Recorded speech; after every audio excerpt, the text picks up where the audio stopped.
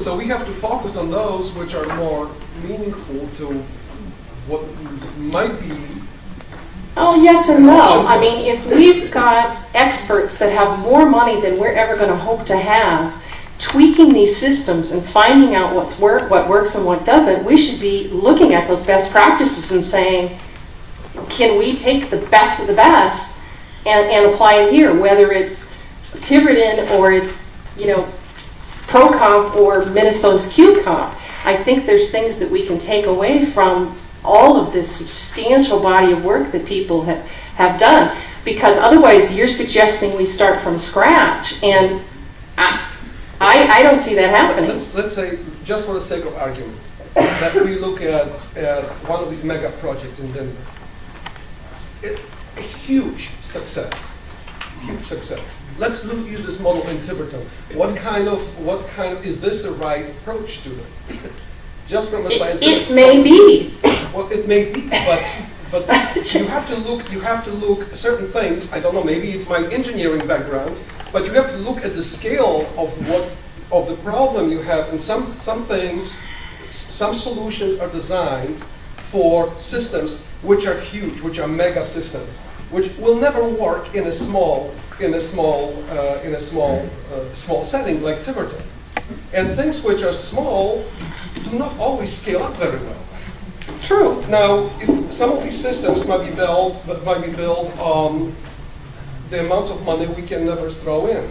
It might be built on in the states where the education is funded differently. So what data are you suggesting we look at then, Mr. Bergami? We are going to look at these things, but where we should start from is, instead of looking what works and what does not in these huge projects, let's just see what kind of issues do we have in general, which we have to address. And you started on that path when we talk about merit pay. One element which we have is all these hang-ups about what merit pay is. When I first started talking about merit pay to anyone, the answers were immediately, no, you are not going to judge me based on the scores. I didn't say anything about the scores. But this measuring people's performance based on standard testing and merit pay, for some reason, they are looked at as one and the same thing, things which cannot be separated. But I think the point is a lot of these, whether it's Colorado or QComp, that's what they've done. They've looked at things other than testing, and they built things in that it's not just testing. None of them are just testing. That's good. But I'm not saying this in context of specific projects. What I'm saying is, well, we have to look at what are the roadblocks to actually start talking about this with an open mind. And some of these things are obviously that we have to be all inclusive. So it means, I already said this before in the previous meeting when we announced this workshop. We cannot have a situation that it's only going to work for math teachers and English teachers, but the teachers who, for example, teach art, or someone who teaches shop has no chance for merit pay because, well, simply how are you going to measure this Johnny made the little wagon with 3 wheels as opposed to 4 wheels? Right. I guess I'm already a step beyond that because I've already looked into.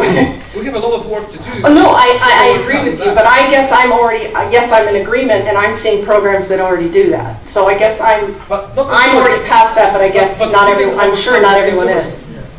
We didn't overcome this in Tiverton. Because otherwise, I would not get a letter from the employee of the school system saying, how dare do you allow some group in town to actually discuss this issue in a workshop? How do you allow this workshop to happen? So I guess we didn't overcome this. I also received another phone call, which was of similar nature.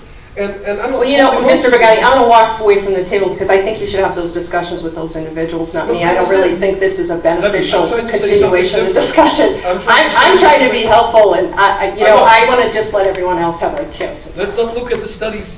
We can talk about those, but let's first see what kind of things. What are the ground rules? Can we have a program in Tiverton where we are going to say, okay, here is. Let's just be drastic, saying, well, we are going to do some standardized testing, and based on that, you are going to either be paid or not paid.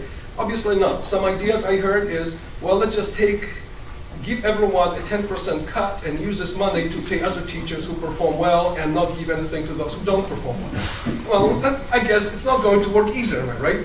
So one thing we know that if you're talking about merit pay, it has to be merit pay, not merit cut, correct? So it means we have to have money to actually talk about merit pay.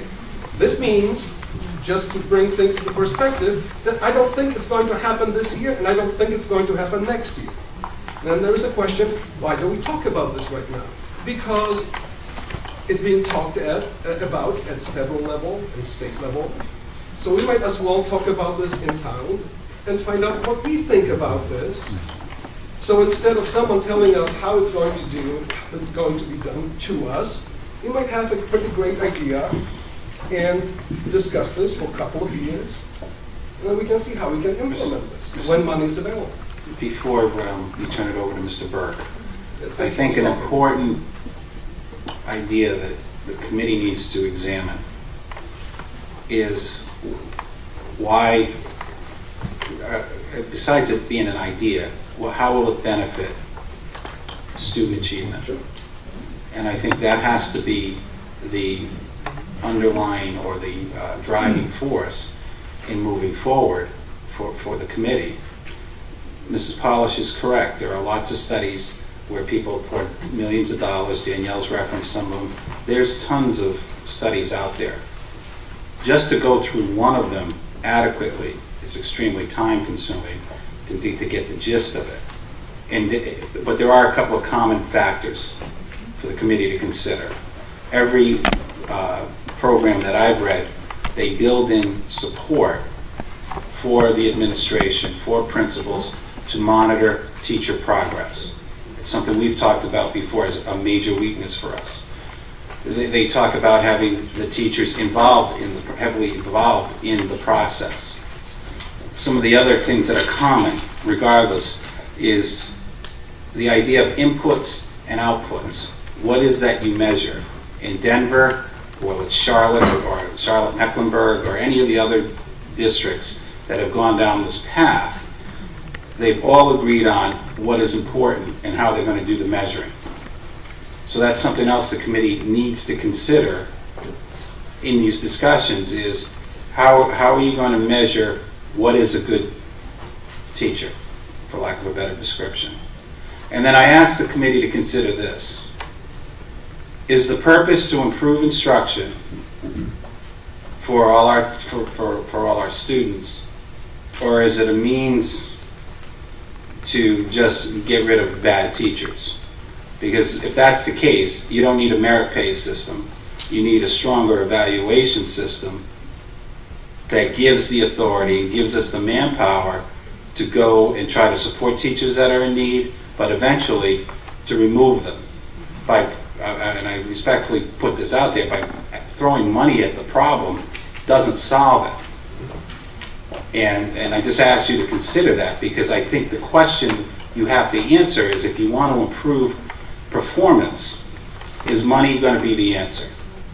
And that's what, and a lot of the data, they talk about merit pay because it has such an inflammatory or negative connotation.